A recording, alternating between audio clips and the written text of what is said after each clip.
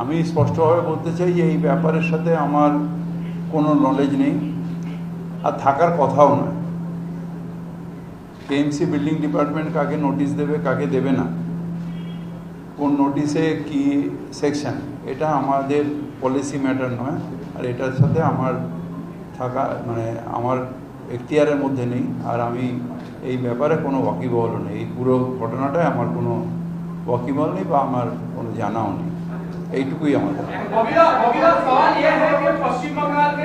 বাংলাটা শেষ করে না।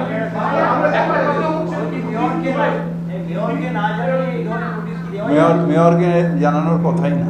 তার কারণ হচ্ছে নোটিশটা হচ্ছে বিল্ডিং ডিপার্টমেন্ট, কোন বিল্ডিং হচ্ছে না হচ্ছে রেগুলার ইয়ে করা, মনিটরিং করা, সেই বিল্ডিংয়ের রক্ষণাবেক্ষণ, যত বিল্ডিং হচ্ছে কলকাতায় মেয়রের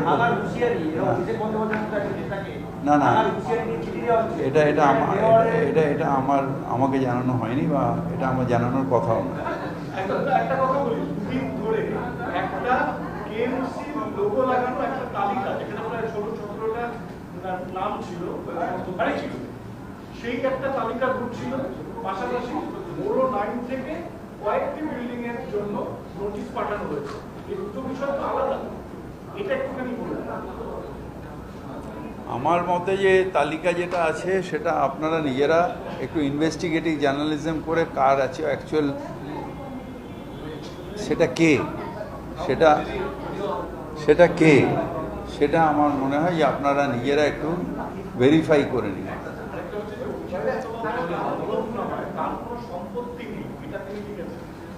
দেখুন, আমি ওনার পার্সোনাল ব্যাপারে আমি কথা বলতে পারবো না, কারণ আমি কোনো ইজারা নিইনি। আমার কেএমসি রুলসটা বলার দরকার ছিল, আপনাদের জানিয়ে দিলাম।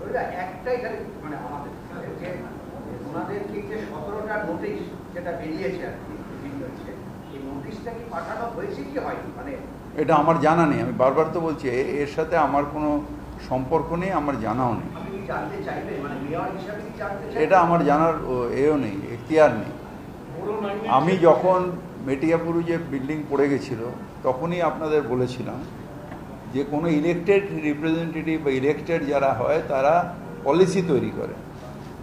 এক্সিকিউটিভ যে কাজটা, সে এক্সিকিউটিভ কাজটা, এই কাজটা কমিশনের আন্ডারে হয়, এটাই কেএমসি অ্যাক্ট। সুতরাং এই ব্যাপারে আমাদের এই রেগুলার ডে টু ডে কাজ, notice, stoppage of illegal building, নতুন বিল্ডিং স্যাংশন দেওয়া, এইটার মধ্যে জনপ্রতিনিধিরা থাকতে পারে না। যেরকম আমি এমএলএ হিসেবে, কুণাল এমএলএ হিসেবে কাকে জিএসটি নাম্বার দেওয়া হবে না হবে আমরা দেখি, বা যারা এমপি কে ইনকাম ট্যাক্স দিচ্ছে না দিচ্ছে সেটা কি এমপি দেখে? ঠিক সেইভাবে এটাও আমাদের এখতিয়ারের মধ্যে পড়ে না।